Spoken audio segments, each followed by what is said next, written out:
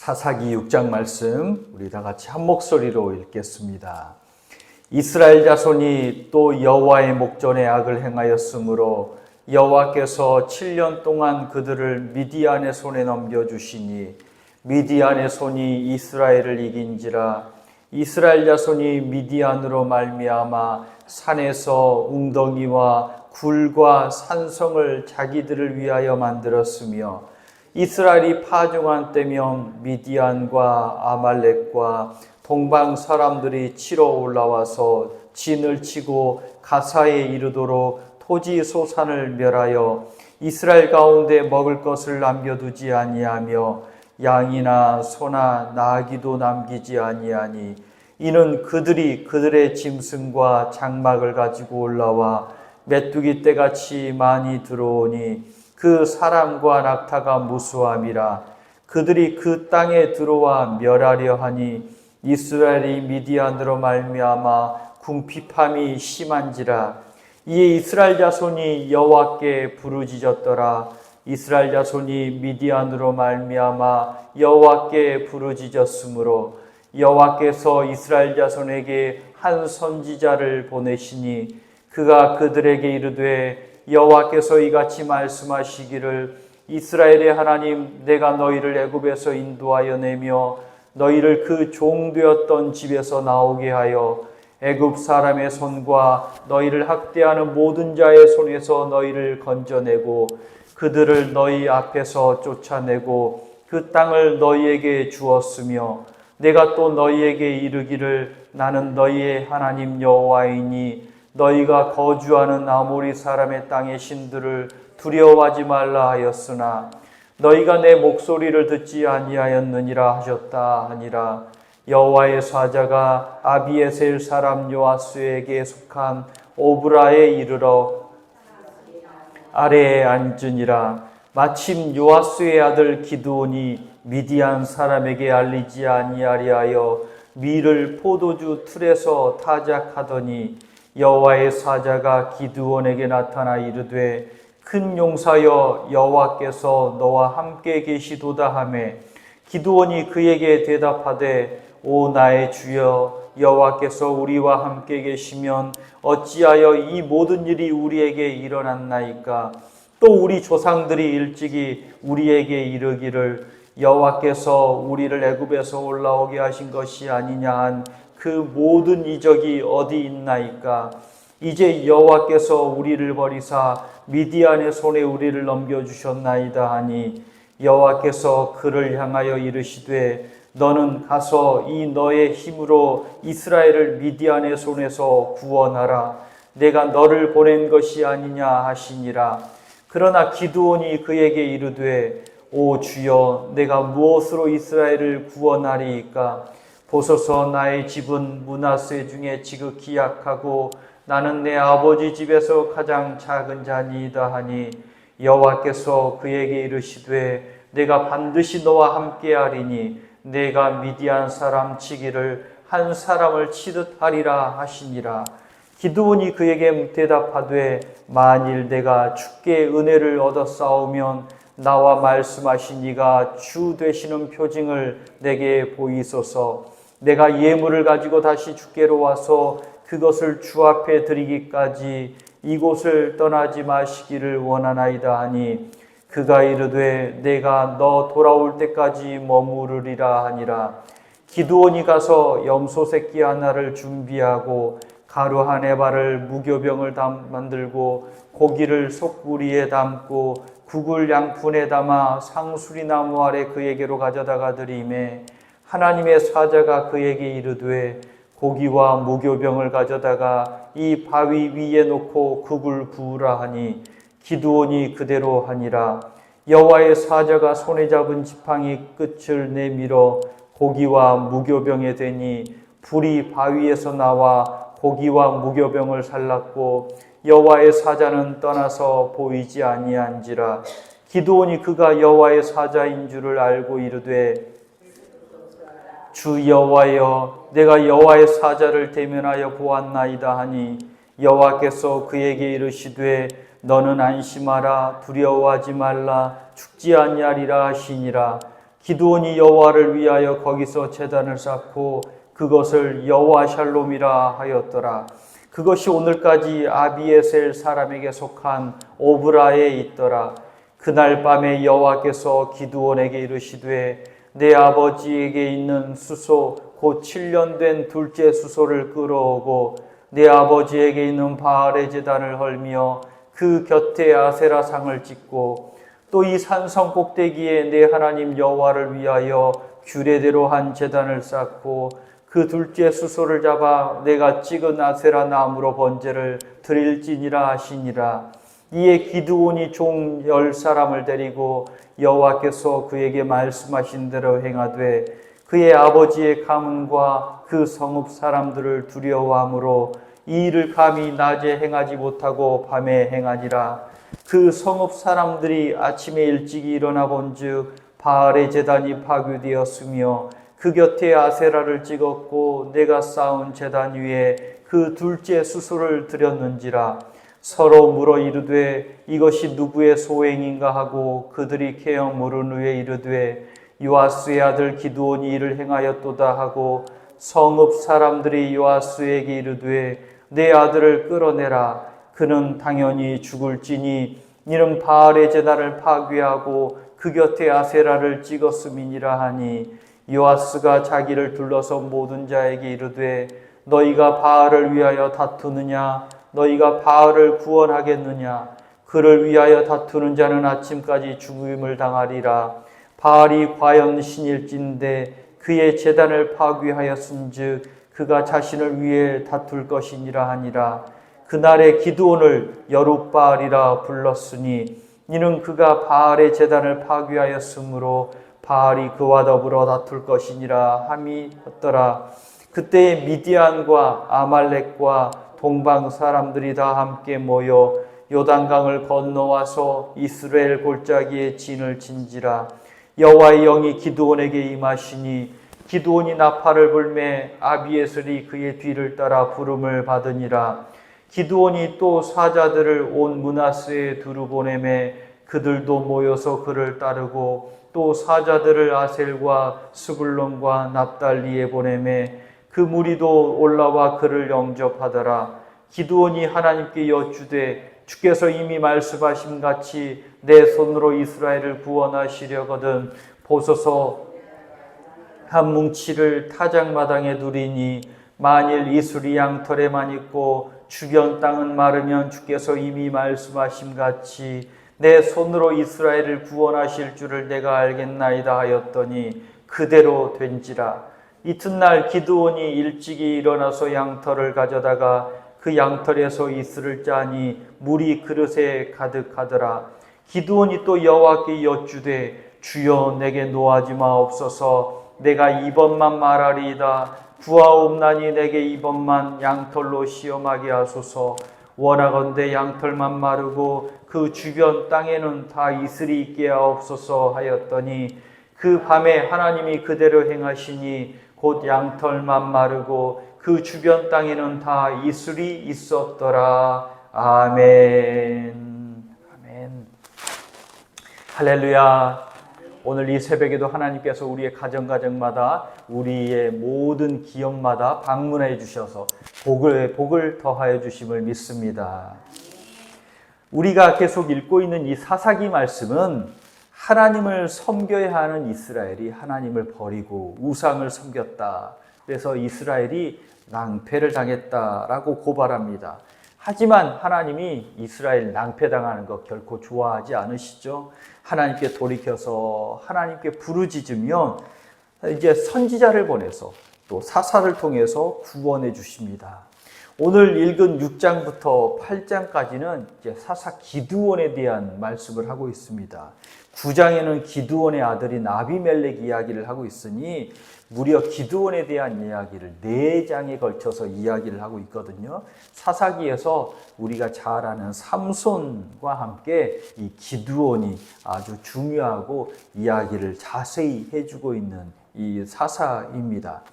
6장 1절부터 10절까지가 기드온 이야기의 서론이죠. 미디안 사람들이 나옵니다. 이 미디안 사람들은 낙타를 타고 사막을 건너서 무역을 하는 사람들입니다. 요셉을 애굽에 팔아넘긴 사람이 미디안 상인들이잖아요. 그 사람들인 거죠. 이제 이 나라 옮겨다니면서 장사를 하려니까 아무래도 여행을 해서 자신들이 무장을 하고 자신들을 지켜야 합니다. 그래서 싸움에 능한 용사들입니다. 각 나라와 도시 정보도 잘 알고 있습니다. 이곳 저곳 이제 여행을 하는 사람이니까 이곳에 가면 이게, 저곳에 가면 여기, 이게 좋다라는 것을 너무나 잘 알고 있습니다. 그래서 상인을 해서 부를 축적하기도 하고요. 오늘 이스라엘을 약탈해서 부를 축적하기도 합니다. 사막의 바이킹이라고 할 수 있습니다. 바이킹은 배 타고 약탈하는 사람이었는데 이 사람들은 사막 건너서 약탈하는 사람이었죠. 미디안에게 이스라엘이 고통을 당하는데 아주 극심하게 고통을 당합니다. 2절에 보십시오. 이스라엘이 자기 집에서 살 수 없고요. 산에서 웅덩이와 굴과 산성을 파고 토굴을 파고 삽니다. 왜? 농사나 목축은 적어도 산 밑에서 좀 구름지에서 해야 하는 거잖아요. 농산물과 목축물을 다 빼앗기고 산으로 피신 간 겁니다. 비참한 생활입니다. 기드온은 또 어떻습니까? 포도주 틀에서 타작을 합니다. 밀수확기에 우리 권사님, 집사님들도 타작을 할 때는 넓은 마당에서 타작을 하잖아요. 그래서 도리깨질도 하고 이런 것 저런 것도 다듬고요. 그런데 포도주 틀에서 타작했다는 건 포도를 잔뜩 집어넣고 발로 밟고 포도주를 만드는 그런 틀이 있었는데 그 안에서 숨어서 미디안 사람들에게 들키지 않고 숨어서 타작을 했다는 겁니다. 그만큼 낭패의 삶을 살고 있습니다. 하나님을 섬겨야 하는 이스라엘이 하나님을 버리고 살면 겪게 되는 낭패의 삶이 이와 같다라는 말합니다. 하나님의 약속의 땅에서 살고 있잖아요. 하나님의 복과 은혜가 가득한 땅에서 살고 있잖아요. 그런데 그곳에서 하나님이 떠나버리니 그 속에서도 하나님 낭패의 삶이었다라는 겁니다. 우리가 방금 찬양했듯이 내가 궁궐에 살든지 초막에 살든지 하나님이 계시면 그곳이 천국이라는 사실 믿으시기 바랍니다. 그래서 하나님만 섬겨야 한다라고 오늘 말씀하고 있습니다. 하나님이 기드온을 부릅니다. 하나님의 사자가 기드온을 큰 용사라고 하시죠. 큰 용사여 라고 말씀하십니다. 기드온은 오브라의 자신의 아버지 집과 고향에 있는 이제 자신 바알 신당, 아세라 신상을 파괴를 합니다. 이 말은 바꾸어 말하면 무엇입니까? 아버지 집에서 바알을 섬겼다는 거죠. 그 마을 전체가 우상을 섬기고 있습니다. 그런데 기드온이 하나님의 명령을 받고 용감하게 바알을 모두 없앱니다. 또 7장에 보면 미디안과 맞서 싸웁니다. 하나님은 기드온을 용사요 또 영웅에 걸맞는 능력을 주실 겁니다. 그런데 우리가 잘 알고 있듯이 기드온은 그만한 그 믿음과 용맹함을 가진 사람은 아니었습니다. 기드온은 두려워하는 용사인 거죠. 6장 23절을 보십시오. 6장 23절. 물론 하나님을 배워서 두려워 떨었지만 누구나 두려워 떨지만 이렇게 말하죠. 여호와께서 그에게 이르시되 너는 안심하라 두려워하지 말라 죽지 아니하리라 하면서 죽었으면 하나님 뵙고 죽었으면 이미 죽었을 텐데 이 기드온이 두려워 떨고 죽을까 무서워하고 있었다는 거죠. 그리고 또 27절에 보십시오. 27절에 기드온이 종 10사람을 데리고 여호와께서 그에게 말씀하신 대로 행하되 그의 아버지의 가문과 그 성읍 사람들을 두려워함으로 이 일을 감히 낮에 행하지 못하고 밤에 행하였더라. 두려움을 갖고 살았던 거죠. 얼마나 미디안 사람들이 무서웠으면 포도주 틀에서 타작을 하고 있겠습니까? 평소에 이 기드온은 두려움이 많았던 사람입니다. 그 당시 사회가 두려워 떨었던 사회라는 거죠. 하나님을 배울 때도 두렵고 바알 제단을 믿음으로 파괴할 때도 두려워합니다.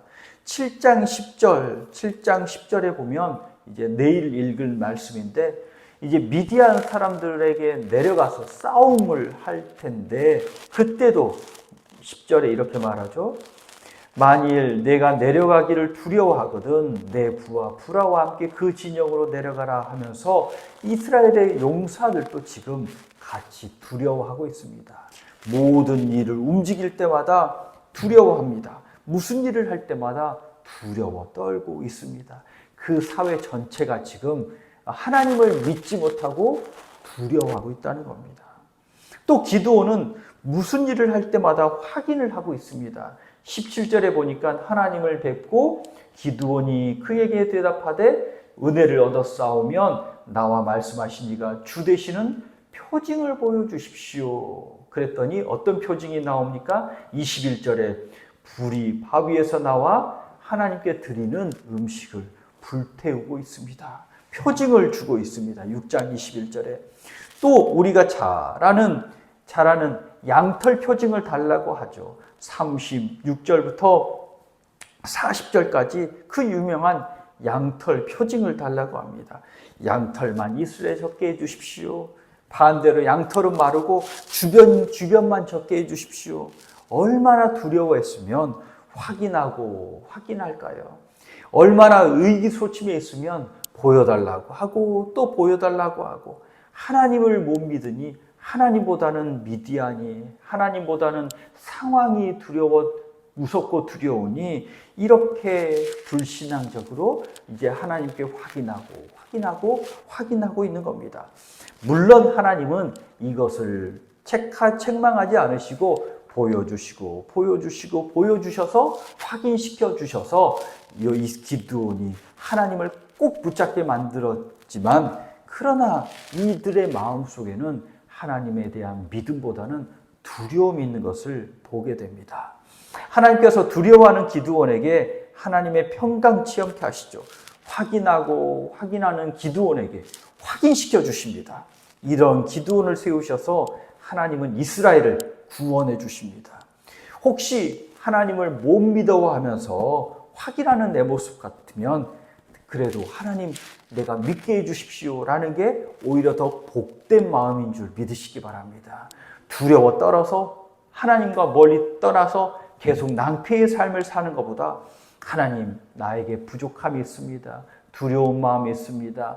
그래서 하나님께서 나에게 믿음을 더하여 주십시오 라고 기도하는 게 더 복된 믿음이죠. 그러면 하나님은 나를 꼭 붙잡아 주십니다. 내 손을 붙잡아 주십니다. 믿음이란 내 능력을 의지하는 것이 아닙니다. 내 힘이 무언가를 하는 것이 아닙니다. 내 힘은 그만큼밖에 못합니다. 예를 들어서 내 힘이 10이다 그러면 10만큼만 사는 거죠. 10만큼만 사는 겁니다. 그건 믿음이 아니라 내 힘으로 사는 겁니다. 그렇지만 믿음이란 하나님을 믿고 하나님의 능력을 의지하고 하나님의 힘만큼 행하는 겁니다. 전에도 말씀드렸지만 사람이 걸어가면 1km에 4km만 걸어가지만 차를 타면 1시간에 100km도 걸어가고요. 또 밭고랑을 맬 때 하루 종일 허리 아파가지고 끙끙대면서 땀 뻘뻘 흘리면서 밭고랑을 매는데 트랙터가 한번 가면 쑥 가게 되고 또 1시간에 비행기 타면 제주도까지 가는 게 그게 힘을 빌려서 가는 것 아니겠습니까? 하나님의 힘과 능력을 의지하면서 사는 사람들이 믿음의 사람들인 줄 깨달으시기 바랍니다. 하나님께서 약속하신 은혜를 부어주십니다. 내 힘을 의지하는 불신앙을 잘 구별해서 하나님 믿고 의지하는 그 믿음이 강하게 임하셔서 두려움은 모두 떨쳐내어서 하나님이 주시는 힘과 능력으로 살아가는 용사 되시는 우리 이화의 복덩이들 되시기를 축복합니다. 기도하겠습니다. 하나님을 떠난 삶이 얼마나 낭패의 삶인가를 너무나 잘 알고 있습니다. 주님, 오로지 주님만 의지하고 주께 부르짖어 응답받는 삶이 되고 싶습니다. 아버지 하나님, 내 힘으로 살지 않게 하여 주시고 하나님의 힘과 능력을 믿음으로 주의 능력으로 거뜬히 살아가는 믿음의 사람 되게 하여 주시옵소서. 이 아침에도 하나님을 부르짖습니다. 내가 풀어야 할 문제가 있어서 또 삶의 어려움이 있어서 하나님이 도와주시면 모든 삶이 복되고 은혜롭게 됨을 믿고 의지하며 기도하오니 주님, 우리의 삶 속에 임하여 주시옵소서. 우리 영혼 가운데 확신으로 임하여 주시고 우리의 모든 행사들 가운데, 우리의 모든 기업 가운데 복과 은혜로 임하여 주셔서 하나님이 부으시는 은혜로 사는 은혜로운 사람, 믿음의 사람 되게 하여 주옵소서. 예수 그리스도 이름으로 기도하옵나이다. 아멘.